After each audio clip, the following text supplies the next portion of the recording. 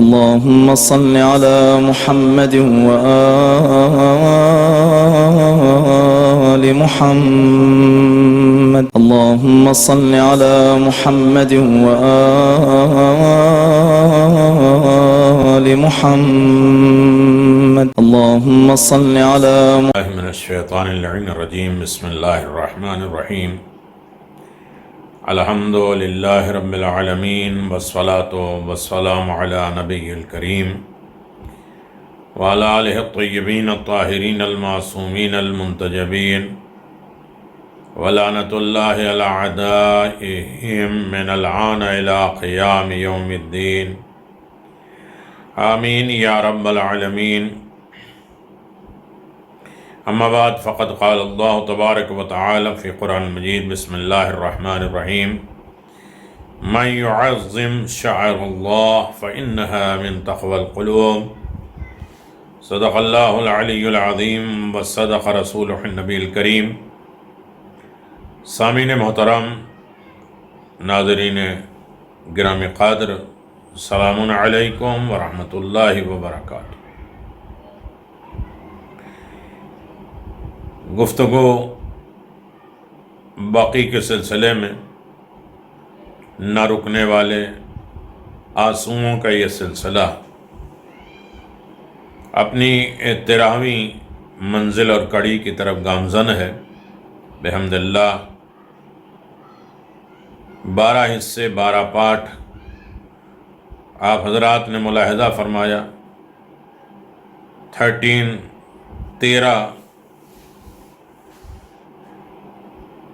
13ویں درس میں پیغامات میں مناسبات میں ہم حاضر ہو گئے ہیں. باقی جنت المعلا اور سید الشہداء جناب حمزہ اور مدینہ کی بہت سی مسجدیں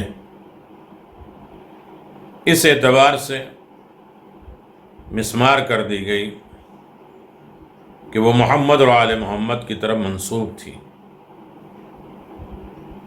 اور بے دردی کے ساتھ بہت بڑا جرم کیا گیا، بہت بڑا ظلم کیا گیا. بقی کو گرا کر اور ساتھ ساتھ آپ ملاحظہ کریں کہ جناب حمزہ جو حمزہ ابن عبد المطلب، والدہ بالا بنت انیب یا وحیب ابن عبد مناف ابن زہرہ، عام الفیل ہاتھیوں والے سال 2 یا 4 سال پہلے آپ کی ولادت باسعادت ہوئی.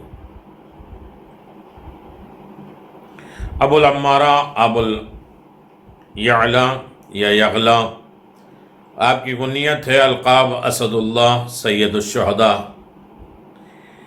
اس مناسبت سے کہ رسول خدا صلی اللہ علیہ وسلم کے چچا ہونے کے اعتبار سے بھی اور سید الشہداء ہونے اعتبار سے اور پیغمبر اسلام نے آپ کی بڑی عظمت اور فضیلت بیان کی.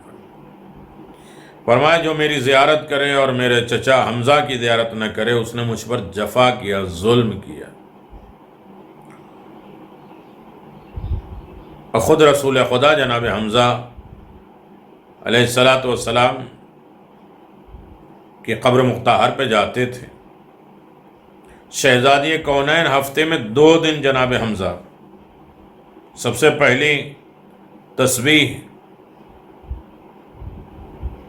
تاگے کی گھاٹ سے اور اس کے بعد قبر جناب حمزہ سے تسبیح بنائی ہے جناب سیدہ نے، اور بھی 34 دانے کی بنائی. ہم اس کو آرام کے لیے یا 100 تسبیحات پڑھنے کے لیے اسے 100 دانہ بناتے ہیں، انہیں یہ 34 دانے کی، اور اسی پہ 33 اسی پہ 33. خاک کربلا نہ ملے تو بہتر ہی ہے کہ انسان ہاتھ پہ تسبیح پڑھے، اس کی فضیلت ہے. پلاسٹک وغیرہ پہ اتنی فضیلت نہیں ہے، تو مجبوری میں. آپ کے القاب اسد اللہ، سید الشہداء، آپ کے اولاد عمارہ، یعلا، عامر، آپ کے رشتہ دار عبد المطلب، ابو طالب پیغمبر اسلام، امیر المؤمنین، شہادت 15 شوال سن 3 ہجری، جو جنگ احد ہوئی تھی 3 ہجری میں، آپ اس میں شہید ہوئے۔ شہادت آپ کی غزوہ احد 15 شوال سن 3 ہجری میں واقع ہوئے، اور اس جنگ میں حمزہ حارث ابن عامر ابن نوفل کی بیٹی کے غلام، یا جبیر ابن مطعم کے غلام وحشی ابن حرب نے آپ کو شہید کیا ہے۔ ایک روایت کے مطابق حارث کی بیٹی نے وحشی کو آزادی کا وعدہ دیا، اور اس کے عوض اس کو حکم دیا کہ اس کے باپ کے بدلے کے طور پر وہ جناب حمزہ کو قتل کر دے، جو جنگ بدر میں میرا باپ مارا گیا تھا۔ محمد یا حمزہ یا علی کو قتل کر کے اس کا بدلہ پورا کر دے۔ لیکن جناب حمزہ اور مولا کائنات رسول خدا تک اسے نہیں پہنچ پائے، تو اس نے جناب حمزہ سے بدلہ لیا۔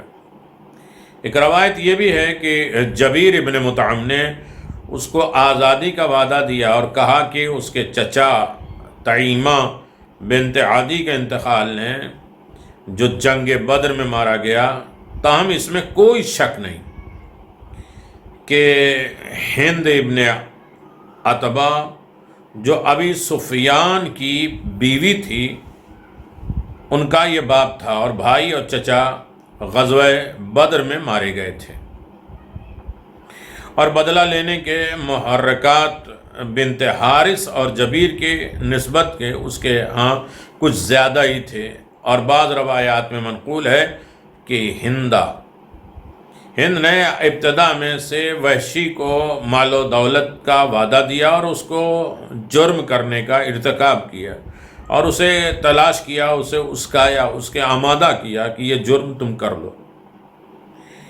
ہند کا مسلح کرنا، یہ ہندہ جو ہے، مروی ہے کہ ہند بنت عتبہ نے نظر مانی تھی کہ حمزہ کا کلیجہ چبائے گی۔ وحشی نے ابتدا میں علی ابن ابی طالب کے قتل کا وعدہ دیا، لیکن میدان میں جا کر اس نے حمزہ سید الشہداء کو شہید کر دیا، اور ان کا کلیجہ نکال کر ہندہ بنت عتبہ کے حوالے کیا۔ اللہ اکبر۔ ہندہ نے اپنا لباس اور زیور وحشی کو دیا، اور وعدہ دیا کہ مکہ پہنچ کر 10 دینار بطور انعام اسے ادا کرے گی۔ بعد ازاں حمزہ کے جسم پر جان کے قریب آئی، اور بدن کا مسلح کر دیا، ٹکڑے ٹکڑے کر دیا، انگلیاں ہاتھ کاٹ دی، اور ان کے اعضاء جسمانی کے حصے کو، جسم کے ٹکڑے کو کاٹ کے اپنے گلے میں ہار بنایا اس ملونہ نے۔ اس کے کنگن، بالیاں، پازیب بنا لی، اور انہیں حمزہ کے کلیجے کے ہمراہ مکہ لے کے گئی۔ روایت میں ہے کہ معاویہ ابن مغیرہ اور ابو سفیان ابن حرب نے بھی حمزہ کے بدن کا مسلح کیا، اور اس پر چوٹیں لگائیں، ضربیں لگائیں، جناب حمزہ کے جسم کو اذیت پہنچائی۔ جناب حمزہ کے پیکرے جان کے حالت دیکھ کر بعض اصحاب قسم اٹھائی کہ وہ قریش کے 30 یا اس سے زیادہ افراد کو مسلح کریں گے، یعنی ان کے جسم کے ٹکڑے ٹکڑے کریں گے، ایک جناب حمزہ کے بدلے میں 30 کو ہم یہی کریں گے۔ لیکن سورہ نحل آیت نمبر 126 میں اللہ تبارک و تعالیٰ نے فرمایا، جو اگرچہ مسلمانوں کو ہو بہو کارروائی کی اجازت دی گئی، مگر صبر کو بہتر چارہ کار قرار دیا۔ ارشاد ہوا، اور اگر تم لوگ سزا دو تو ویسے ہی جیسی تمہیں سزا دی گئی تھی، اگر صبر کرو تو وہ صبر کرنے والوں کے لیے بہتر ہے۔ اللہ اکبر۔ اسلام جانوروں کو بھی نہیں کہتا مسلح، کافروں کو بھی نہیں کرتا، لیکن جناب حمزہ کے اوپر جو ظلم ڈھائے گئے کہ جسم کے حصے کو ہار بنایا گیا. اب چلیے آگے، جناب حمزہ کے مقبرے کو گرا دیا اور ان کے لاشے کے ساتھ جو ہے بے حرمتی کی گئی، یہاں تک کہ جناب حمزہ احد میں پہلے شہید ہیں جن کی نماز جنازہ رسول خدا صلی اللہ علیہ وآلہ وسلم نے پڑھایا. اور اس کے بعد شہداء کے باری باری لایا گیا اور حمزہ کے قریب رکھا گیا. آپ نے ان شہداء اور حمزہ کی نماز جنازہ پڑھائی اور 70 مرتبہ حمزہ کے مستقل طور پر اور دیگر شہداء کے ہمراہ نماز جنازہ پڑھائی، اور حمزہ کی بہن صفیہ کے لائے ہوئے کپڑے کا کفن دیا. اور صفیہ کہتی رہیں کہ مجھے میرے بھائی کا چہرہ دکھا دو، لیکن رسول خدا نے فرمایا کہ حمزہ ایسے زخمی ہے، بدن ٹکڑے ٹکڑے ہے، ظالموں نے اسے ہار بنایا اور گلے میں پہنا ہے ان کے جسم کے حصے، وہ بہن کیسے دیکھے گی، کیسے برداشت کرے گی. لیکن جناب بلال سے جناب صفیہ نے کہا میں گزر جاؤں گی، دیکھ کے چلی جاؤں گی. رسول خدا نے اپنی ابا جناب حمزہ کے جسم پہ ڈالا اور کچھ حصہ کھلا رہ گیا تو کچھ احد کی گھاس اکھاڑی اور جناب حمزہ کے جسم کو چھپانا شروع کر دیا. پوچھا گیا یا رسول اللہ یہ کیا کر رہے ہیں؟ کہا تمہیں نہیں معلوم ایک بہن آ رہی ہے بھائی، زخمی بھائی کے جنازے پر، بہن کیسے برداشت کرے گی؟ کیسے کیسے ظلم ہوئے. کربلا دیکھیے آپ، بہن اپنے آپ کو اونٹ کی پیٹھ سے گرا دے رہی ہے. بھائی کا جنازہ کبھی گلا کٹا ہوا، کبھی بازو کٹا ہوا، کیونکہ مشرکین نے ان کے بدن کو برہنہ کر دیا تھا، بے لباس کر دیا تھا جناب حمزہ کو. تو بہن لباس لے کر آئی، اس لباس میں انہیں کفن دیا گیا. کم از کم صفیہ اس لائق تو تھیں کہ کفن لایا گیا، رسول جیسے مربی پہنانے والے ہیں. لیکن جناب زینب تڑپ کے یہی کہتی تھی بھیا حسین میرے ہاتھ کھلے ہوتے تو میں ہاتھوں سے سایہ کر کے تمہارا کفن نہ کرتی، کہیں سے مانگ کے لاتی اور کفن بناتی. کربلا کی گرم ریت اڑ اڑ کے کفن بنتی جا رہی تھی. یہ جناب حمزہ ہے. اللہ اکبر.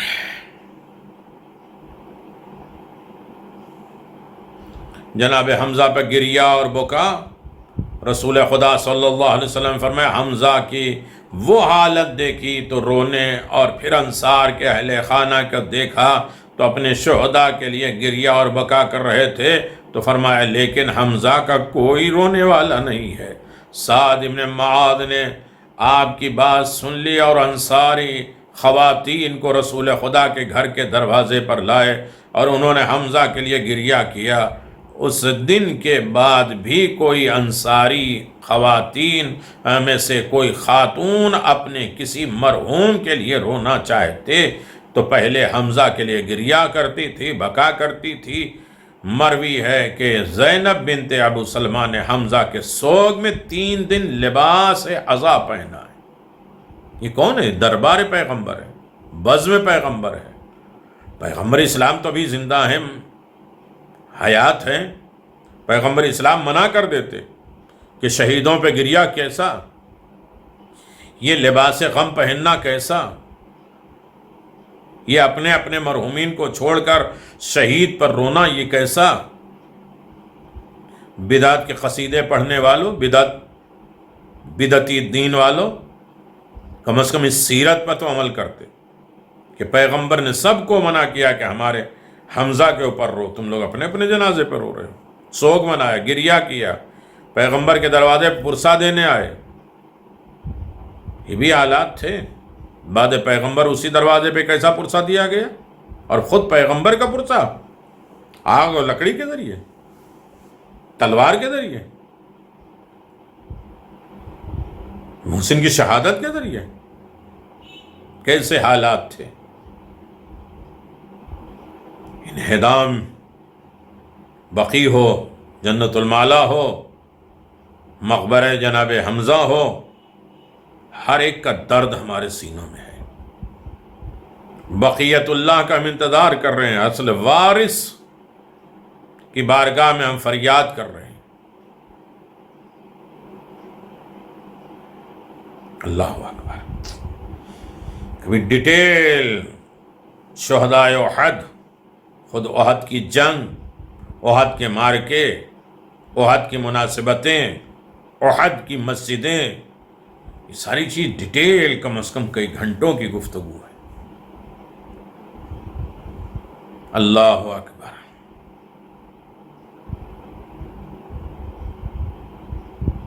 پیغمبر اسلام صلی اللہ علیہ وآلہ وسلم نے حضرت امیر المؤمنین علی بن ابی طالب علیہ السلام سے فرمایا، میرے بہترین بھائی علی، میرے بہترین چچا حضرت حمزہ ہیں۔ جناب حمزہ اللہ اکبر شہید ہوئے۔ رسول کے ایک چچا کی قبر ویران کی گئی جنت المعلا میں، جناب ابو طالب، ایک چچا کی یہ قبر، بیوی جناب خدیجہ کی قبر، بیٹی جناب سیدہ کی قبر، نواز امام حسن کی قبر۔ کس کا گھر اجڑا؟ کس کی قبر ویران کی گئی؟ کس کے روضے توڑے گئے؟ خود رسول کے نا، رسول کے رشتہ داروں کے نا، رسول کے خاندان کے نا، رسول کے خون کا نا۔ دین کے لیے کون کام آیا؟ اہل بیت۔ دین کے راہ میں قربانیاں دینے والے کون؟ محمد اور آل محمد۔ اور اتنا ڈر قبروں سے، مرنے والوں سے اتنا ڈر؟ اس لیے کہ قبریں یہ قبریں نہیں ہیں، یہ ہدایت گاہیں ہیں، یہ پیغام بھیجنے والے ہیں، یہ ہدایت کرنے والے ہیں۔ کیسے کیسے پیغامات، معجزات، کرامات اور صفات الہی بانٹنے والے ہیں قبرستان میں۔ ورنہ کون ڈرتا قبروں سے کہ قبروں کے قریب نہیں جاؤ؟ وہ آج معلوم ہے کہ ان کو معلوم ہے کہ جو کام یہ زندگی میں ہدایت کرتے تھے وہی آج ان کی قبروں سے ہدایت جاری و ساری ہے۔ پیغامات، عطا، مہربانیاں، سخاوت سب کچھ جاری ہے۔ اللہ اکبر۔ حضرت حمزہ سید الشہداء پیغمبر اسلام صلی اللہ علیہ وآلہ وسلم اور ائمہ معصومین علیہ السلام کی نظر میں بہت بڑا مقام رکھتے تھے۔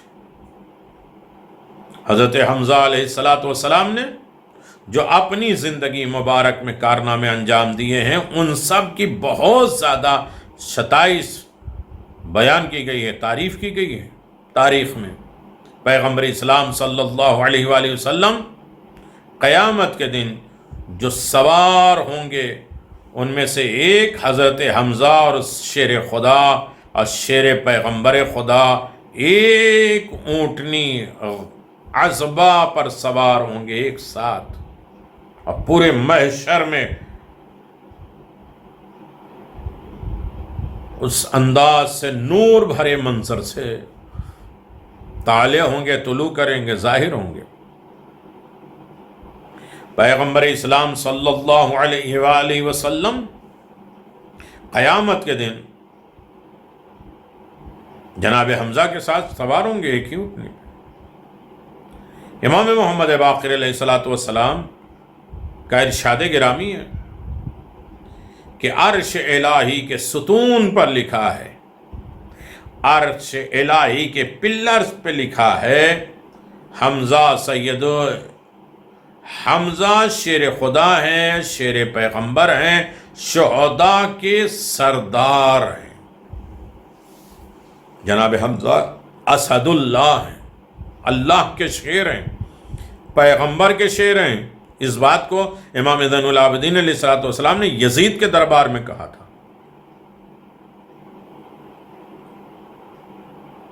اوتینا الستہ، اللہ نے 6 چیزیں ہمیں عطا فرمائی، وفضلنا بالسبع، اور 7 چیزوں میں فضیلت دی کہ اسد اللہ ہم میں سے ہیں۔ جناب حمزہ ہم میں سے جو جانتا ہے جان لے، جو نہیں جانتا وہ سمجھ لو کہ اسد اللہ کس میں سے، کس کے؟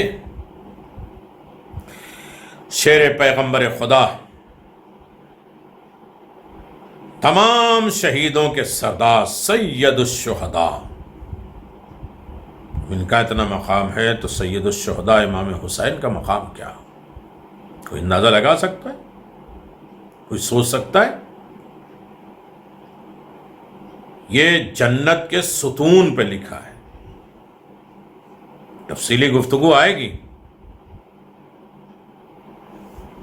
15 شوال سن 3 ہجری شہادت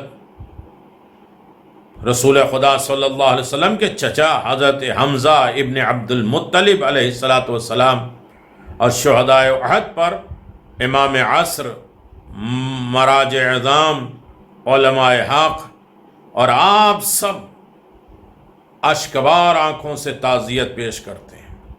بہت بڑا غم ہے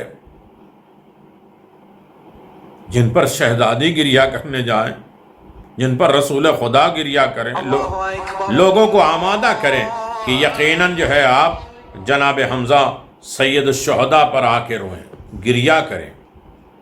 یقیناً آپ دیکھیں اس سلسلے میں جنگ احد میں مسلمانوں اور مشرکوں میں کی پوزیشنیں کیا کیا آپ جانتے ہیں۔ صدر اسلام کے غزوات میں سے ایک اہم غزوہ جنگ احد ہے۔ یہ غزوہ ہجرت کے 3 سال واقع ہوئی اور اس جنگ کی اہمیت مسلمانوں اور مشرکین کے درمیان میں لڑائی کی روش کے پیش نظر ماضی سے لے کر اب تک تمام مسلمانوں کی تاریخ میں مشہور ہے۔ خدا تعالیٰ نے سورہ آل عمران میں چند آیات اس جنگ کے مخصوص کے بارے میں بیان فرمایا۔ جنگ چند زاویوں سے خاص کر مسلمانوں کی شکست سے قابل توجہ قرار پائی۔ اس جنگ میں 5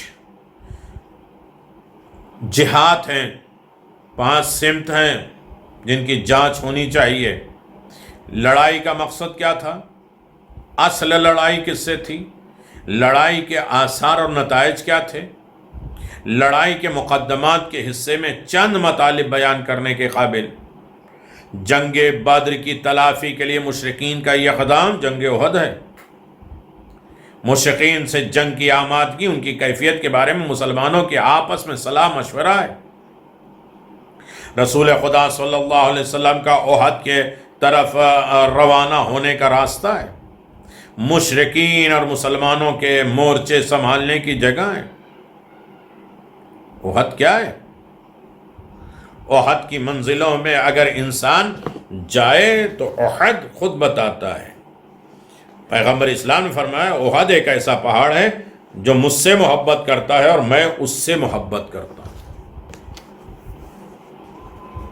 احد کے علاقے میں ایک ایسا علاقہ ہے جہاں پر زائرین خاص عشق و محبت سے حاضر ہوتے ہیں، چونکہ یہ علاقہ عصر پیغمبر کے ایک فیصلہ کن جنگ کا میدان رہا ہے، اس لیے لوگوں نے ان کی طرف توجہ دی۔ دوسری یہ کہ بعض کتابوں میں اس جنگ کی کیفیت کے بارے میں غلط خاکہ کھینچا گیا ہے، اس لیے ضروری ہے کہ کچھ اصلی کتابوں سے آپ کے سامنے کچھ باتیں کیا جائے۔ کوہ احد اور اس کا علاقہ کیا ہے؟ بحث کو شروع کرنے سے پہلے اس کا اشارہ کیا جائے کہ کوہ احد مشرق اور مغرب کی طرف پھیلا ہوا ہے، لیکن سیدھا نہیں ہے۔ یہ پہاڑ مسجد نبوی سے 5.5 کلومیٹر فاصلے پر ہے۔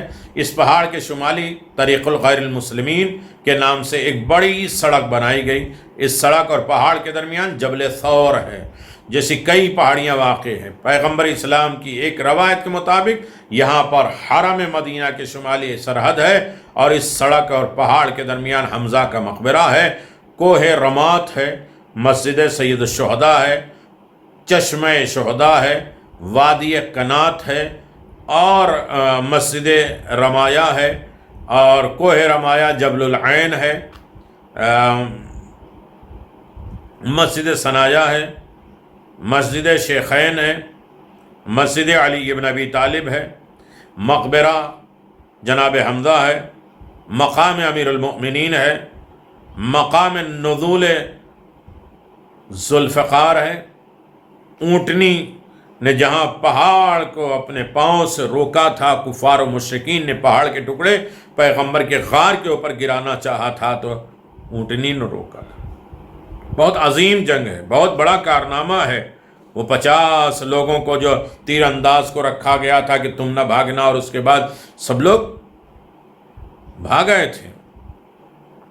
اس پہاڑ کو کوہ احد کرنے کا سبب یہ ہے کہ پہاڑ ایک الگ الگ تھلگ ہے، سارے طرف سے مدینے کو گھیرے ہوئے، لیکن ایک الگ پہاڑ ہے۔ رسول خدا صلی اللہ علیہ وسلم نے فرمایا کوہ احد کو بہت پسند کرتا ہوں میں۔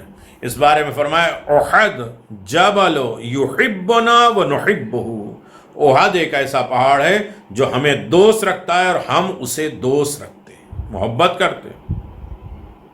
اللہ اکبر۔ کوہ رمات بے شک وہی پہاڑی ہے جو کوہ احد کے جنوب میں واقع ہے، اور اس پہاڑی کو کوہ احد کے درمیان جناب حمزہ سید الشہداء کے قبریں واقع ہے۔ کوہ رمات کی لمبی مشرق اور مغرب کی طرف 150 میٹر اور اس کی چوڑائی 40 میٹر ہے، اور زیر نہر پہاڑی کے ایک حصے میں واقع ہے جس کے آثار دکھائی دیتے ہیں۔ عثمانی دور میں اس پہاڑی سے مخالفت اور نگہبانی کے طور پہ استفادہ کیا جاتا تھا۔ اس کے بعد بھی اس بہت سے گھر بنائے گئے جو حالیہ دور میں منہدم کر دیے گئے، گرا دیے گئے۔ اور اسی پہاڑی کا نام عینین ہے، 2 چشمے رکھنے والی۔ یہاں پہ کھڑے ہو کے نگاہ کرنا چاہیے، اور کرنے کے لیے رکھا پیغمبر اسلام نے تاکہ کوئی دشمن ادھر سے حملہ نہ کر دے۔ رسول خدا صلی اللہ علیہ وسلم کا مدینے سے احد کا راستہ جو طریق سید الشہداء کہا جاتا ہے، مسجد اسراف، مسجد شجرہ اور مسجد استراحہ کے راستے میں یہ مسجد پائی جاتی ہے۔ اور اس سلسلے میں بہت سی باتیں ہیں، اور یقیناً جو ہے وہ لشکر اسلام، لشکر قریش کے مورچے سنبھالنے کا ان کی طرف سے کتنے لشکر تھے اور ان کی طرف سے کتنے لشکر تھے، اور کس طرح یہ جنگ ہوئی ہے، رسول خدا کیوں 50 تیر اندازوں کو جو ہے وہ تیر لے کر مقرر کرتے ہیں، اور رسول خدا کی ان لوگوں نے مخالفت کی۔ خالد کے توسط سے کوہ رمات کا چکر لگانے والے تاریخی شواہد، اور جنگ کے خاتمے کے بعد رسول خدا کا راستہ، اور اس کے بعد احد کی موجودہ آثار، اور مسجد فسق اور مسجد ثنایا جہاں پیغمبر اسلام کے دانت گرے تھے، اور مسجد محرس، کوہ احد کے اوپر ایک محلہ جس کا نام محراس ہے، اور یہ وہ جگہ ہے جہاں پہ بارش کا پانی جمع ہوتا اور ایک قدرتی تالاب کی شکل اختیار کرتا۔ رسول خدا جب اصحاب کے ہمراہ پہاڑ پر چڑھتے تھے تو محراس کے کنارے بیٹھ جاتے تھے۔ اس وقت حضرت علی ابن ابی طالب نے محراس سے ایک برتن میں پانی لایا، اور تاکہ رسول خدا کے دندان مبارک کو دھلیں جو خون نکل رہا تھا، صدمہ پہنچنے کی وجہ سے خون آلود ہو گیا تھا، اور یہ پانی چونکہ بدبودار تھا اس لیے پیغمبر اسلام نے انتہائی تشنا ہونے کے باوجود بھی اس سے پانی نہیں پیا۔ مسجد حمزہ بڑی مشہور ہے، اور مقبرہ جناب سید الشہداء جناب حمزہ، کوہ احد کے سید الشہداء حمزہ ابن عبد المطلب رسول خدا کے چچا تھے۔ انہوں نے وقت پیغمبر اسلام پر ایمان لایا، اس وقت ایمان لایا جب آپ مکے میں مشرکین کی طرف سے زبردست دباؤ میں تھے۔ حضرت حمزہ نے اسلام قبول کرنے کے بعد شجاعت کے ساتھ مشرکین کا مقابلہ کیا، اور رسول خدا کی بے حرمتی کو اپنی توہین سمجھا، اور مشرکین کی طرف حضرت کی اذیت پہنچانے سے روکتے رہے۔ ہجرت کے بعد حضرت حمزہ مدینہ آ گئے، مشرکین سے لڑنے والے مسلمانی فوج کے پہلے کمانڈر کی حیثیت سے عہدہ سنبھالا۔ انہوں نے جنگ بدر میں سے بھی مشرکین کو موت کے گھاٹ اتارے، جس کے نتیجے میں ابو سفیان کی بیوی ہند نے کے دل میں کینہ اور بغض پیدا ہو گیا، اس نے بدلہ لینا چاہا۔ جناب حمزہ پیغمبر اسلام کے ناور صحابیوں میں سے ہیں۔ حضرت کی شہادت پہ نہایت پیغمبر اسلام غمگین ہوئے، اور انہیں سید الشہداء کا لقب دیا۔ مدینے کے عورتوں کے لیے انہیں دعوت دی کہ مجلس منعقد کریں، انہیں آئے، اور اس کے بعد حضرت فاطمہ زہرا سلام اللہ علیہا ہر ہفتے جناب حمزہ سید الشہداء کی زیارت کے لیے وہاں تشریف لے جاتی تھی۔ رسول خدا بھی سید الشہداء کے بارے میں فرماتے تھے ہؤلاء الشہداء فآتوہم وسلموا علیہم لم یسلم علیہ عہد ما اقام السماوات والارض وادبار علیہ۔ یہ شہداء ہیں جن کی زیارت کے لیے جائیں اور ان پر درود بھیجیں، جب تک زمین اور آسمان برپا ہے ان پر کوئی سلام نہیں بھیجے گا مگر یہ کہ اس کا سلام کا جواب دیں گے، یعنی یہاں سلام کا جواب رد نہیں ہوگا۔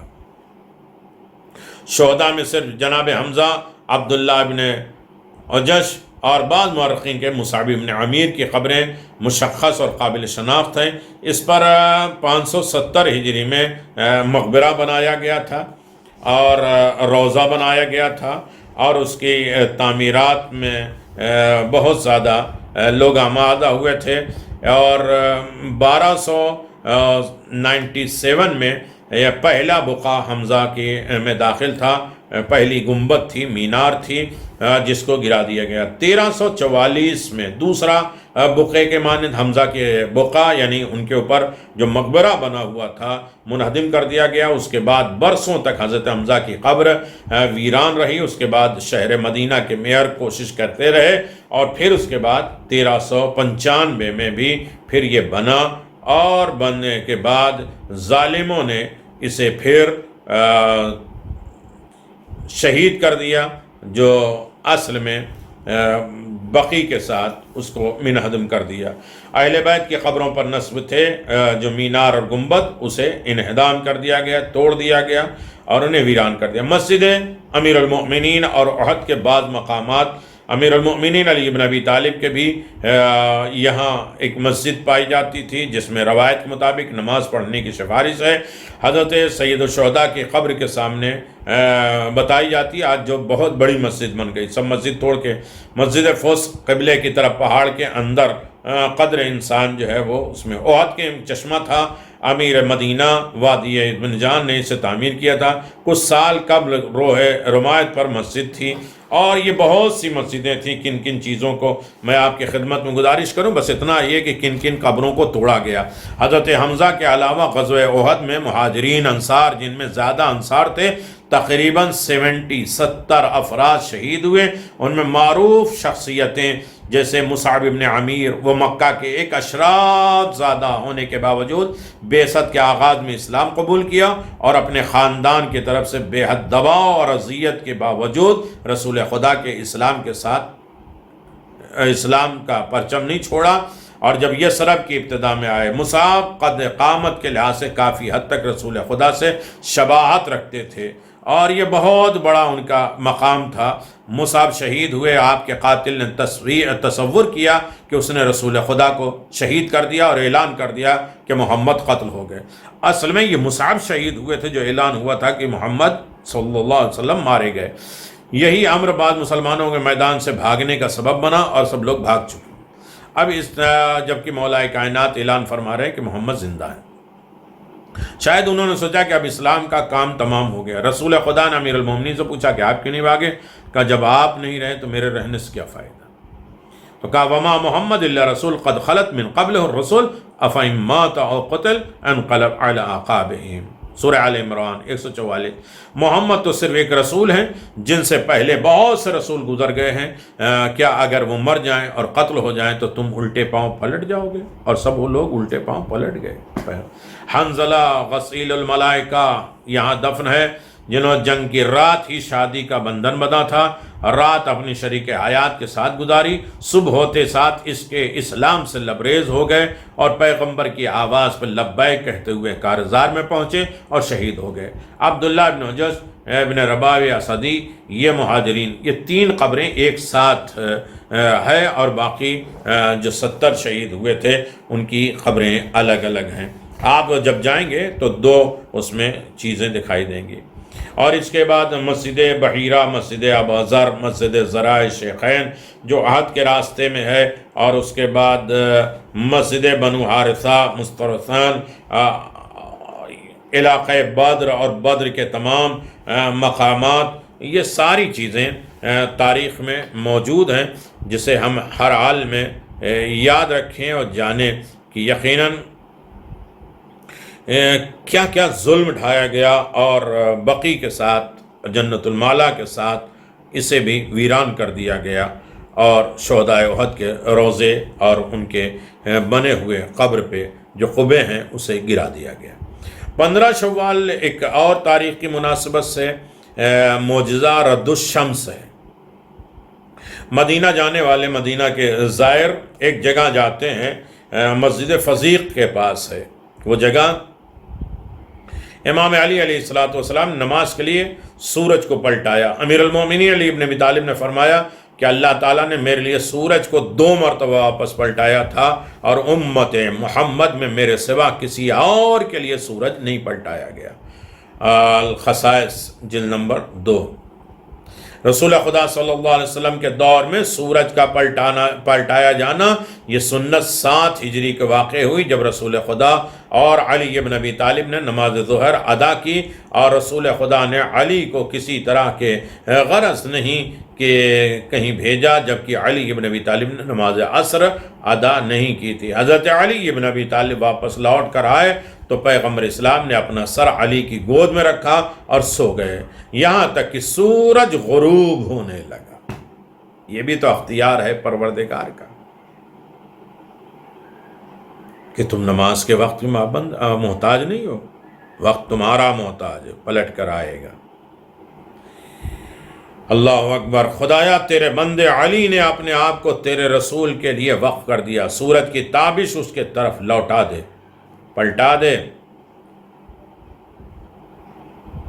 یہ علی ابن ابی طالب، بس علی ابن ابی طالب اٹھے، وضو تازہ کیا، نماز عصر ادا کی، اور سورج ایک بار پھر غروب ہو گیا۔ بحار الانوار جلد نمبر 41۔ امیر المومنین نے سورج سے کلام کیا۔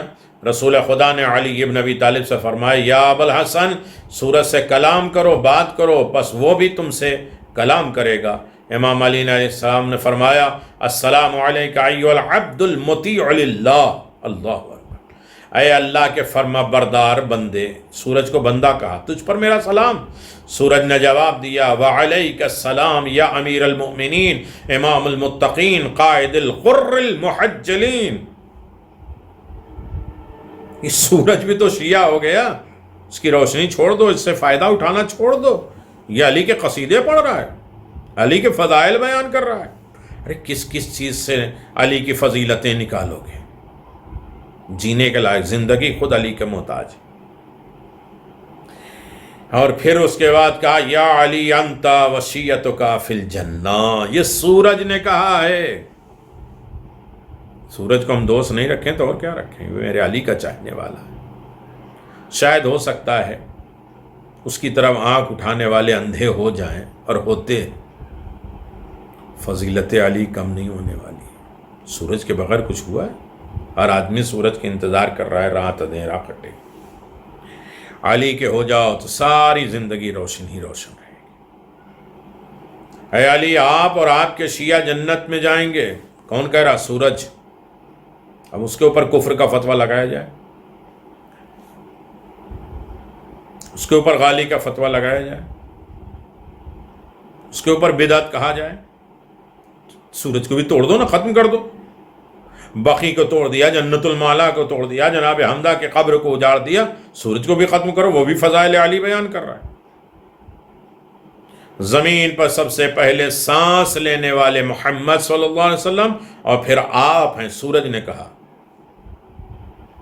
رسول کے بعد آپ ہیں جو اس کائنات میں سانس لینے والے۔ کب سے ہیں یہ نہیں جانتا کوئی۔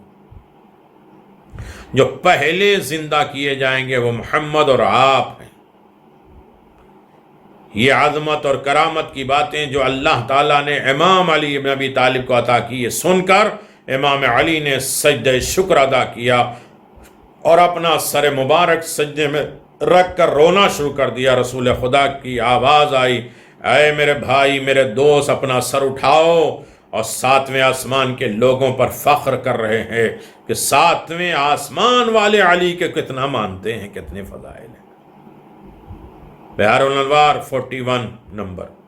حضرت علی ابن ابی طالب کے خلافت کے دنوں میں سورج کا پلٹایا جانا ایک مرتبہ۔ جوائرہ ابن مصاحر نے نقل کیا ہے کہ ہم امیر المؤمنین علی ابن ابی طالب علیہ السلام کے ساتھ جنگ نہروان سے واپس آ رہے تھے، جب عرض بابل، یعنی وہ عراق میں ہے جہاں سورج پلٹایا تھا، 2 مرتبہ علی ابن ابی طالب، اور خلافت کے دور میں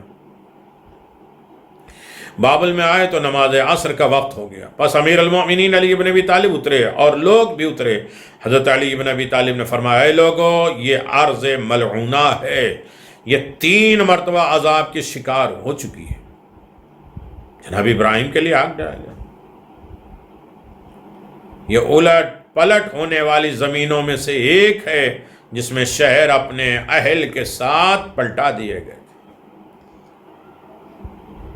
جناب جبریل نے اپنے ہاتھ پہ یہ پورا شہر ہاتھ میں اٹھایا. ادھر 4 لاکھ یا 10 لاکھ لوگ رہے ہوں گے اور صبح و شام 7 دن تک اٹھایا اور اس کے بعد اسے اوندے منہ پلٹ دیا.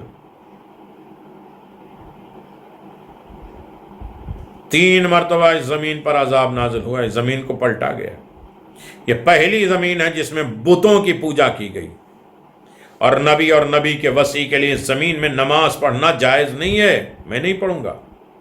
تم میں سے جو یہاں نماز پڑھنا چاہے پڑھ لے, اجازت. بس لوگ راستے کے ایک جانب کھڑے ہو کر نماز پڑھنے لگے. امیر المؤمنین علی ابن ابی طالب رسول خدا صلی اللہ علیہ وسلم کے خچر پر سوار ہوئے اور چل دیے. جویرہ کہتا ہے کہ میں نے کہا کہ بخدا قسم میں امیر المؤمنین علی ابن ابی طالب کے پیچھے جاؤں گا اور آج کی نماز میں آپ کی اقتداء میں ادا کروں گا. بس میں ان کے پیچھے چل دیا. خدا کی قسم ہم سوار کا پل عبور نہیں کر پائے تھے کہ سورا ارض بابل عراق کی جگہ ہے. یہ وقف اور حلہ مزید کے قریب مقام معجز البدنان میں موجود ہے. یہاں کے سورج غروب ہو گیا. بس میں نے شک کیا کہ مولا میری طرف متوجہ ہوئے اور کہا اے جویرہ کیا تو شک کر رہا ہے؟ میں نے کہا ہاں مولا امیر المومنین. امام نے ایک جگہ اترے اور وضو کیا اور کھڑے ہوئے اور کچھ کلام کیا جس سے سمجھ میں نہیں آیا کہ گویا عبرانی زبان تھی کون سی زبان میں تھی. پھر نماز کے لیے آواز دی. میں نے دیکھا کہ بخدا قسم سورج دوبارہ پہاڑیوں کے درمیان سے نکلا اور بلند ہوا اور امام کو سلام کرتا ہے. امام نے نماز عصر پڑھی اور میں نے آپ کے ساتھ نماز پڑھی. بس جب ہم نماز سے فارغ ہوئے تو رات ہو گئی جیسے پہلے تھی. اب امام میری طرف متوجہ ہوئے. فرمایا اے جویرہ ابن مسحر, اللہ تعالیٰ نے فرمایا فسب بعصم ربک العظیم, اپنے رب کی عظیم کے نام سے تسبیح کرو. سورہ واقعہ. میں نے اللہ تعالیٰ سے ان کے اسم عظیم کے واسطے سے دعا مانگی اور اس نے میرے لیے سورج کو واپس پلٹا دیا. روایت میں ہے کہ جب جویرہ نے اس معجزے کو دیکھا تو کہا انت وسیع النبی و رب الکعبہ, رب کعبہ کی قسم آپ نبی کے وسیع ہیں.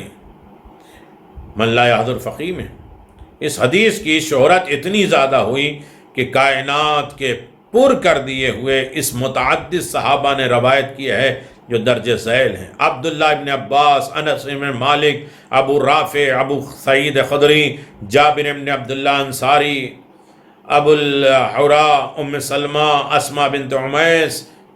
اہل سنت کی بہت سے محدثین علماء نے حدیث رد شمس کو بیان کیا ہے اور انہوں نے اس طرق کو اسناد قرار دیا ہے اور اس میں فخر الدین رازی, رافعی, ریائی, حافظ ابو بشر دولائی, حافظ ابو قاسم تولائی, حاکم نیشاپوری, یہ سب بہت سے لوگوں نے جس کو نقل کیا ہے,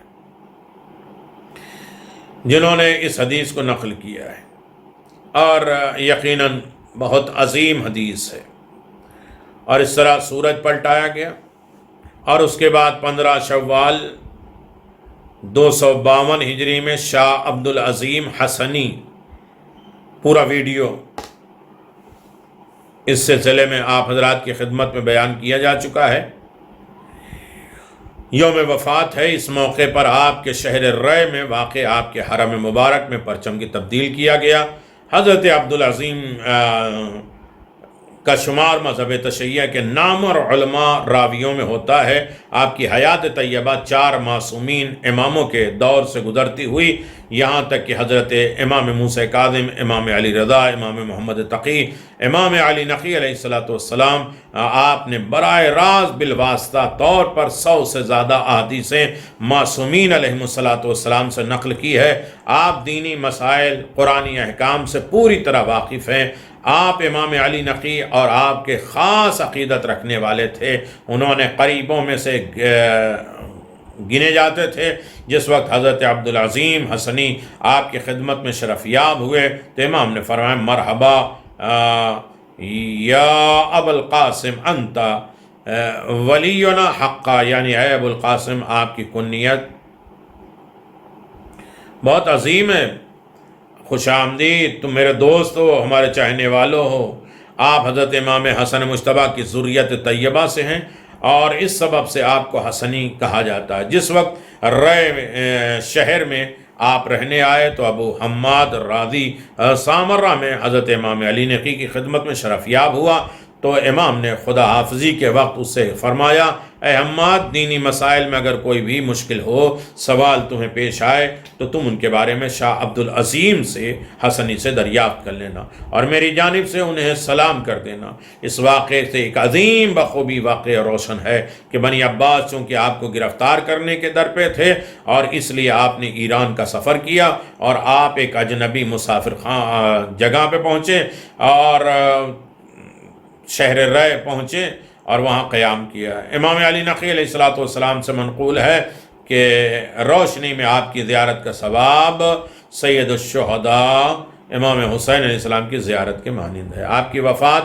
15 شوال مکرم سن 252 ہجری کو شہر رے میں واقع ہوئی، جس کے بعد آپ کو شہر میں موجود امام دادا حضرت حمزہ کے جوار میں سپرد کر دیا گیا۔ 15 شوال 252 ہجری حضرت شاہ عبدالعظیم حسنی کے وفات پر آپ مومنین کو خاص اور امام زمان عجل اللہ تعالی فرجہ الشریف کی خدمت میں تعزیت پیش کرتے ہیں، اور یقیناً شاہ عبدالعظیم کے سلسلے میں پورا ویڈیو آپ حضرات کی خدمت میں آ گیا۔ آج امام جعفر صادق علیہ السلام کی شہادت اور جس کا پورا آپ کو خدمت میں پیش کیا جا چکا، جناب حمزہ شہدائے احد اور احد کی منزلوں پر آپ نے یہ بات گزاری۔ آخر میں امام جعفر صادق علیہ السلام کی ایک حدیث اور بات تمام کر دیا جائے۔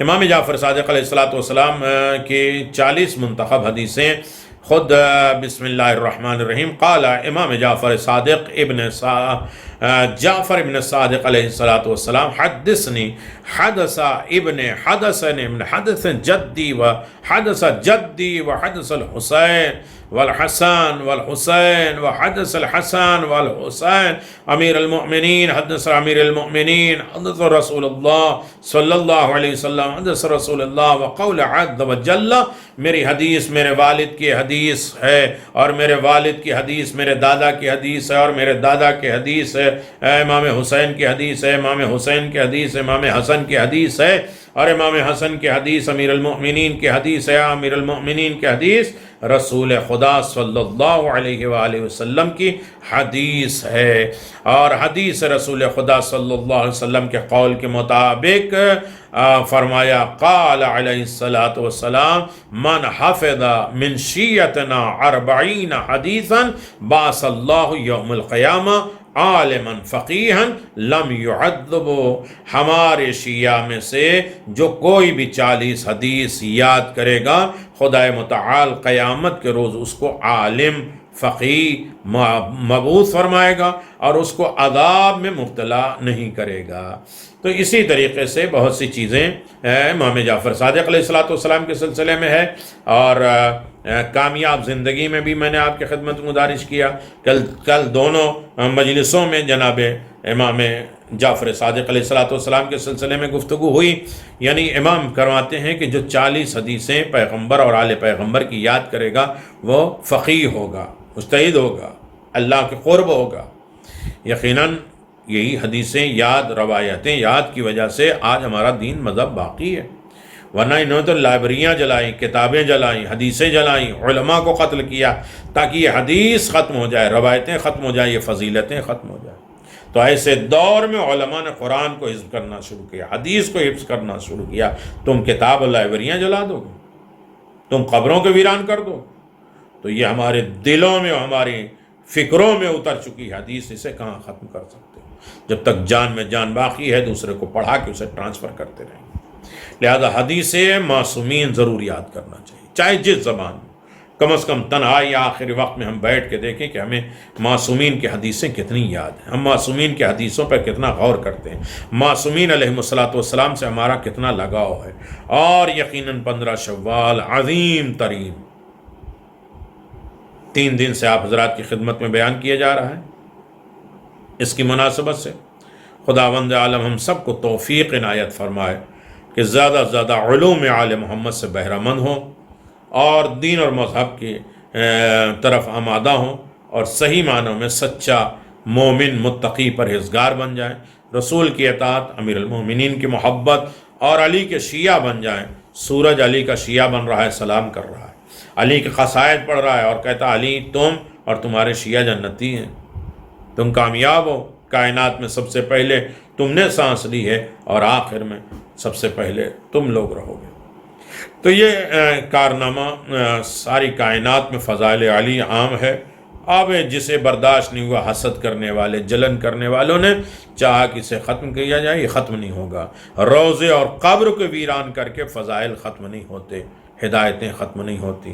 یہ منصوص من اللہ ہے، عطا الہی ہے، اور اللہ اس چیز کو باقی رکھنے والا ہے۔ وآخر دعوانا ان الحمدللہ رب العالمین وصلی اللہ علی محمد وآل محمد وعجل فرج آل محمد۔